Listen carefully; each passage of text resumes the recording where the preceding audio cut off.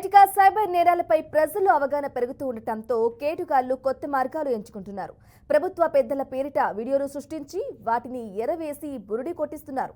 తెలుగు రాష్ట్రాల్లో కొద్ది రోజుల క్రితం వరకు ఫేక్ డిజిటల్ అరెస్టుల పర్వం కొనసాగింది. వీడియో కాల్ ద్వారా బెదిరిస్తూ కోట్ల రూపాయలు కొల్లగొట్టారు.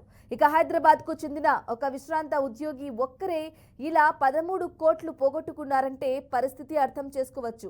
ఒక రాష్ట్ర ప్రభుత్వ మాజీ ప్రధాన కార్యదర్శి 7 కోట్ల రూపాయలు, ఇద్దరు వైద్యులు ఒక్కొక్కరు 5 కోట్ల రూపాయల చొప్పున పోగొట్టుకున్నారు. ఇక ఇవి కొన్ని ఉదాహరణలు మాత్రమే. ఇక రాష్ట్రంలో డిజిటల్ అరెస్టుల కేసులు గత ఏడాది డిసెంబర్లో 99 నమోదు కాగా ఈ ఏడాది మే నెలలో 30 వరకు నమోదయ్యాయి. ఇవి కాకుండా పోలీసు శాఖ నుంచి మాట్లాడుతున్నామని చెప్పి బెదిరించి వ్యక్తిగత సమాచారం, బ్యాంకు ఖాతాల వివరాలతో చేసే మోసాలైతే గత ఏడాది డిసెంబర్లో 206 నమోదు కాగా మే నెలలో 28 నమోదయ్యాయి.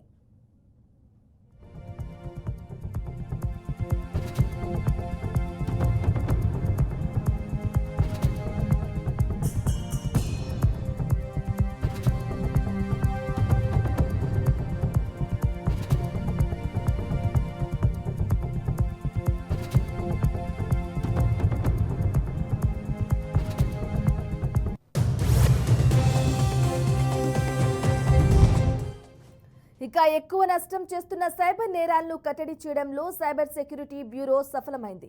2024 జనవరి ఏప్రిల్ మధ్య కాలంతో పోల్చుకుంటే ఏడాది ఇదే సమయంలో ఆర్థికపరమైన సైబర్ నేరాలకు సంబంధించి వచ్చిన ఫిర్యాదులు 11%, నష్టపోయిన మొత్తం 19% తగ్గాయి. వచ్చిన ఫిర్యాదులపై కట్టుదిట్టంగా వ్యవహరిస్తూ ఉండటంతో పాటు మరోపక్క ఈ తరహా నేరాలపై ప్రజల్లో విస్తృతంగా ప్రచారం నిర్వహిస్తూ సైబర్ సెక్యూరిటీ పోలీసులు ద్విముఖ వ్యూహాన్ని అనుసరిస్తున్నారు. ఈ ప్రయత్నం ఫలించి తీవ్రమైన ఆర్థిక సైబర్ నేరాలు తగ్గుముఖం పట్టడంతో సైబర్ నేరగాళ్లు వ్యూహం మార్చుతున్నారు.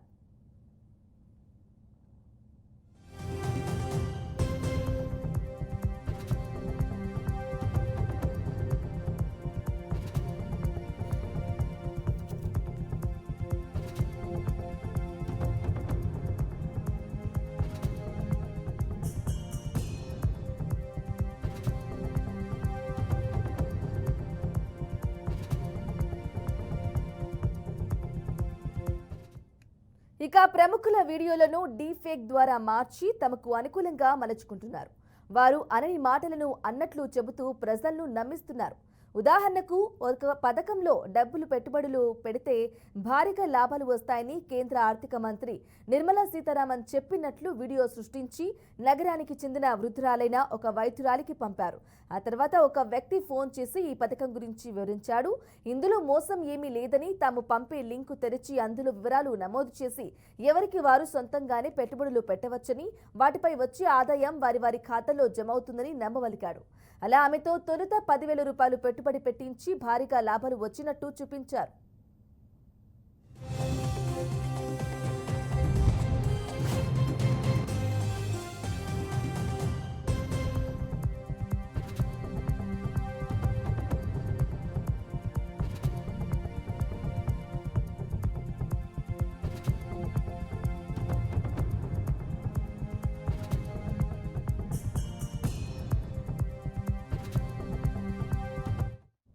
ఇక నమ్మకం కుదిరిన ఆమె తన పెట్టుబడులు క్రమంగా పెంచుకుంటూ వెళ్లారు. పెట్టుబడి 20 లక్షల రూపాయలకు చేరుకున్న తర్వాత కానీ అసలు విషయం అర్థం కాలేదు. దాంతో ఆమె పోలీసులను ఆశ్రయించారు.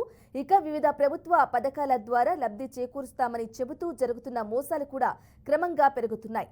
పథకాలు అనగానే ప్రజల్లో నమ్మకం ఉంటుంది. అందుకే ముద్రా లోన్స్, సూర్యాఘర్, పీఎం కిసాన్ యోజన వంటి పథకాల పేర్లతో నేరగాళ్లు ఏపీకే ఫైల్స్ పంపుతున్నారు. ఒక్కసారి ఏపీకే ఫైల్స్ డౌన్లోడ్ అయిందంటే ఫోన్లో ఉన్న డేటా మొత్తం సైబర్ నేరగాళ్లకు చేరినట్టే. ఇక దాన్ని అడ్డం పెట్టుకుని బ్యాంకు ఖాతాలు కొల్లగొట్టడమే కాదు, వ్యక్తిగత సమాచారం బయట పెడతామని బెదిరింపులకు కూడా పాల్పడవచ్చు. అప్రమత్తంగా ఉండాలని, అప్పుడే ఇలాంటి వాటిని అరికట్టవచ్చని అధికారులు సూచిస్తున్నారు. సఫలమవుతున్న సైబర్ సెక్యూరిటీ బ్యూరో డీఫేక్ ద్వారా నకిలీ వీడియోలు రూటు మార్చి ప్రముఖుల పేరిట ఏమార్చి సైబర్ నేరాలపై ప్రజల్లో పెరుగుతున్న అవగాహన, కొత్త మార్గాలు ఎంచుకుంటున్నారు కేటుగాళ్లు.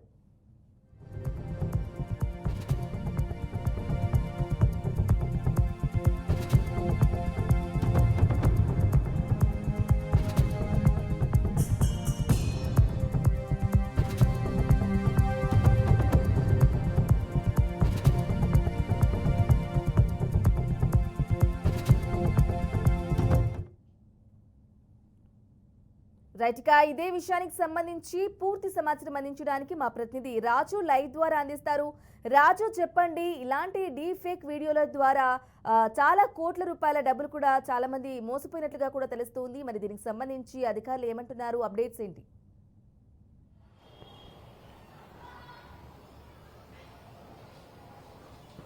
ఎస్ బ్రహ్మణి, ఇక్కడ చూసుకునేటప్పటికైతే సైబర్ నేరగాళ్ళు అంతా కూడా కొత్త పుంతలు తొక్కుతున్నారని చెప్పుకోవచ్చు. ఎందుకంటే ఇప్పుడు వరకు ఉన్న సమాచారం మేరకు ఏదైతే గతంలో సైబర్ నేరగాళ్ళు అంటే దానికి సంబంధించినంత వరకు కూడా పోలీసులు ఫైండ్ అవుట్ చేయడానికి కానీ లేకపోతే సైబర్ క్రైమ్కి సంబంధించిన ఫైండ్ అవుట్ చేయడానికి కానీ ఒక అవకాశం దక్కేది. కానీ ఇప్పుడు అటువంటి పరిస్థితి లేకుండా కేవలం సైబర్ క్రైమ్కి సంబంధించి కొత్తగా అంటే వాళ్ళ థాట్స్ కూడా ఏదైతే అడ్వాన్స్డ్ టెక్నాలజీ ఉందో దానికి తగ్గట్టుగానే పెరిగిపోతున్న పరిస్థితి అయితే కనిపిస్తున్నట్లుగా మనకు అర్థమవుతుంది. ఇప్పటికే ప్రైవేట్ యాప్లు కావచ్చు లేకపోతే దానికి సంబంధించినంత వరకు ప్రభుత్వ పాలసీలు కావచ్చు ప్రతి ఒక్కదాన్ని కూడా వాళ్ళు తీసుకొచ్చి దీన్ని జోడించడం జరుగుతుంది. దీనికి సంబంధించినంత వరకు ప్రతి ఒక్కరు కూడా ప్రభుత్వ పథకాలు ఏమైనా సరే తమకు అమలవుతాయి అంటూ కొంతమంది అయితే ఆశగా ఆ లింకులు క్లిక్ చేయడం జరుగుతుంది. కొంతమంది ఏంటంటే వ్యక్తిగత అవసరాలు ఏవైతే ఉంటాయో వాటికి సంబంధించినంత వరకు యాప్లు పంపించే పర్సనల్ లోన్స్ కానీ మిగతా వాటిలో కానీ వీటన్నిటికి కూడా వాళ్ళు అలవాటు పడడం వల్ల ఆ లింక్లో క్లిక్ చేయడం జరుగుతుంది. అయితే ఏదైతే లింక్ క్లిక్ చేస్తున్నారో క్లిక్ చేసిన వెంటనే తమకు సంబంధించినంత వరకు వ్యక్తిగత సమాచారమే కాకుండా తమ బ్యాంకు ఖాతాలో ఎంతైతే అమౌంట్ ఉంటుందో దాన్ని కూడా పూర్తి స్థాయిలో కూడా ట్రాన్స్ఫర్ అవుతున్న పరిస్థితి ఈరోజుకి కనిపిస్తున్న పరిస్థితి కనిపిస్తుంది. దీంతోనే ప్రతి ఒక్కరు కూడా అసలు ఫోన్లో మెసేజ్ వచ్చిందంటే కూడా ఆలోచించిన పరిస్థితి కనిపిస్తుంది. వాళ్ళందరూ కూడా ఇబ్బందులు పడుతున్నారు. కానీ ఏ విధంగా దీన్ని అరికట్టాలి అనే దాని మీద చాలామందికి వ్యక్తిగతంగా వాళ్ళకి ఒక అవగాహన లేదు. దీనికి సంబంధించినంత వరకు పూర్తి స్థాయిలో కూడా ఇక్కడ పోలీస్ డిపార్ట్మెంట్కి సంబంధించి కావచ్చు లేకపోతే ప్రభుత్వానికి సంబంధించి కావచ్చు చాలా వరకు కూడా సైబర్ నేరాలను అరికట్టాలంటే ఇటువంటి ప్రయత్నాలు చేయాలి. మీరు ఎవరు కూడా లింకులు క్రియేట్ చేయొద్దు, లేకపోతే ఏదైతే బ్యాంక్ అనుకుంటూ వస్తున్న బ్యాంక్ దగ్గర నుంచి కాల్స్ వస్తే ఆ కాల్స్ను కూడా లిఫ్ట్ చేయొద్దు.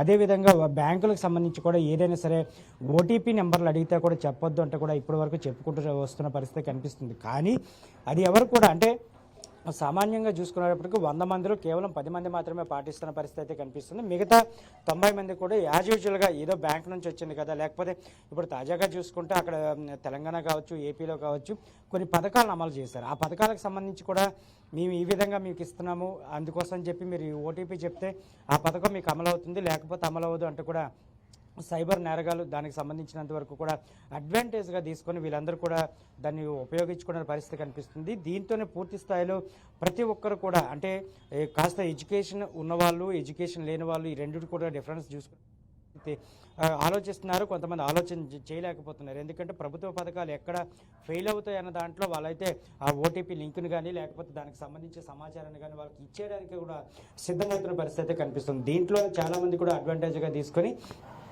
చాలామందిని ట్రాప్ చేసి దానికి సంబంధించినంత వరకు ఈ విధంగా కోట్ల రూపాయల వరకు కూడా కొల్లగొడుతున్న పరిస్థితి అయితే తెలుగు రాష్ట్రాల్లో ఈ మధ్య కాలంలో కూడా చాలా ఎక్కువగా పెరిగింది. అదేవిధంగా గతంలో ఉండేదానికంటే ఇప్పుడు కాస్త సైబర్ క్రైమ్ సంబంధించిన టెక్నాలజీ కానీ అడ్వాన్స్డ్గా ఉంది కనుక దీనికి సంబంధించి ప్రజలకి కాస్త ఉపయోగపడే విధంగా అదేవిధంగా సామాన్యులకి దీనికి సంబంధించి ప్రజలకి కాస్త ఉపయోగపడే విధంగా అదేవిధంగా సామాన్యులకి ఏ విధంగా అర్థం కావాలి మిడిల్లో ఉన్న వాళ్ళకి ఏ విధంగా అర్థం కావాలనేది ప్రతి ఒక్కదాన్ని కూడా వాళ్ళు అబ్జర్వ్ చేసుకుంటూ దానికి తగ్గట్టుగా కూడా ఈ యొక్క టెక్నాలజీని డెవలప్ చేసుకుంటూ వస్తున్నారు. దీనికి సంబంధించినంత వరకు ఇప్పటి వరకు పూర్తి స్థాయిలో కూడా అరికట్టలేకపోయినప్పటికీ కూడా సగానికి సగం వరకు కూడా అరికట్టగలిగే పరిస్థితి అయితే ప్రస్తుతానికైతే తెలుగు రాష్ట్రాల్లో ఉందని చెప్పుకోవచ్చు. ఇప్పటి వరకు చూసుకునేటప్పటికి గత సంవత్సరంలో చూసుకుంటే ఏకంగా కొన్ని వందల వరకు కూడా కేసులు నమోదైన పరిస్థితి కనిపిస్తుంది. దాని తర్వాత చూసుకుంటే మళ్ళీ కేసుల సంఖ్య తగ్గింది. అంటే డెఫినెట్గా చూసుకోవచ్చు దీంట్లో ఏదైతే సైబర్ క్రైమ్కి సంబంధించి వాళ్ళైతే ప్రయత్నం చేస్తున్నారో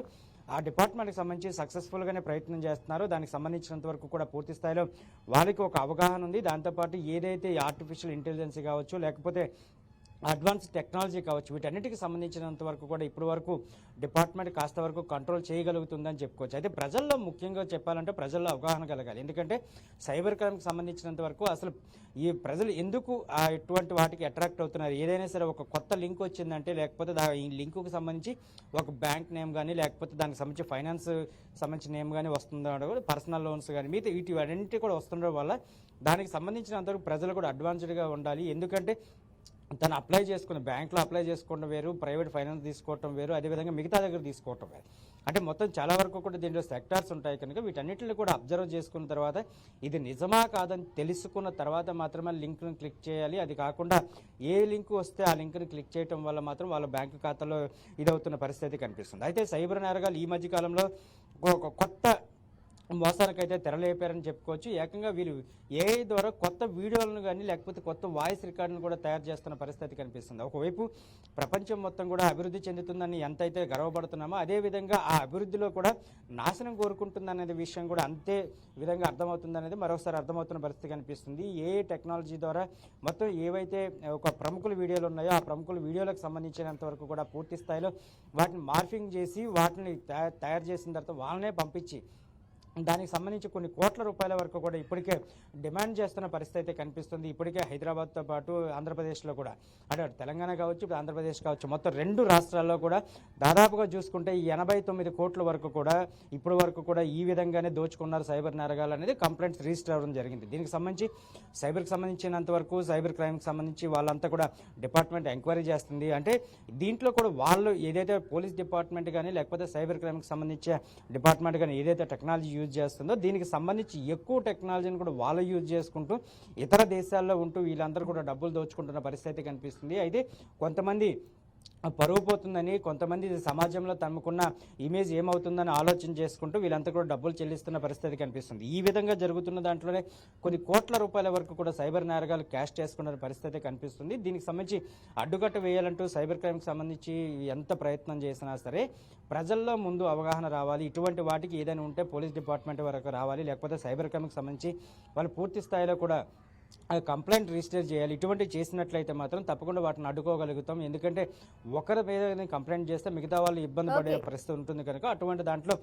దాన్ని నిర్వహించగలుగుతామంటూ కూడా చెప్పుకునే పరిస్థితి కనిపిస్తుంది. కానీ ప్రజల్లో మాత్రం అటువంటి అవగాహన లేకుండా కేవలం అక్కడ ఏం జరిగిపోతుందో కుటుంబం దగ్గర పరువు పోతుందో లేకపోతే ఉన్న ఊర్లో ఉన్న రాష్ట్రంలో లేకపోతే వాళ్ళకి సమాజంలో పరువు పోతుందంటూ కూడా వీళ్ళు ఇబ్బంది పడుతూ వాళ్ళకి ఏదైతే కోట్ల రూపాయలు ట్రాన్స్ఫర్ చేస్తున్నారో దీని అన్నిటి కూడా తప్పకుండా ఆపేయాలి. అది ఎందుకంటే అది ఆపకపోతే మాత్రం తప్పకుండా వాళ్ళు అదే చేస్తూ ఉంటారు. ఎందుకంటే ఒకరి దగ్గర నుంచి ₹1,00,00,000 వచ్చిందంటే రెండో వ్యక్తి దగ్గర నుంచి కూడా అదే స్థాయిలో కూడా వస్తుందంటే కూడా వాళ్ళు ఆలోచన చేస్తారు కనుక అదే సైబర్ క్రైమ్కి సంబంధించినంత వరకు పూర్తి స్థాయిలో ఒక అవగాహన కార్యక్రమాలను కూడా ఇప్పటికే పెట్టడం జరుగుతుంది. ఇప్పటికే చూసుకుంటే తెలంగాణకు సంబంధించినంత పూర్తి స్థాయిలో అటు హైదరాబాద్ కావచ్చు సికింద్రాబాద్ కావచ్చు లేకపోతే చాలా చోట్ల కూడా సైబర్ క్రైమ్ ఏ విధంగా జరుగుతుంది లేకపోతే ఎటువంటి పరిస్థితుల్లో వాళ్ళు ఈ విధంగా ట్రాప్ చేస్తారనే దాని మీద కూడా అక్కడికి సంబంధించినంత వరకు డిపార్ట్మెంట్ అయితే పూర్తి స్థాయిలో ఒక అవగాహన ర్యాలీ నిర్వహించడం జరిగింది. దాంతోపాటు అవగాహనకు సంబంధించి కొన్ని వీడియోలు కూడా రిలీజ్ చేయడం జరిగింది. అదేవిధంగా ఏపీలో కూడా పూర్తి స్థాయిలో కూడా అటువంటి వీడియోలో రిలీజ్ చేశారు. సైబర్ క్రైమ్కి సంబంధించి ఏవైనా లింకులు వచ్చినా ఓటీపీలు వచ్చినా ఎవరికి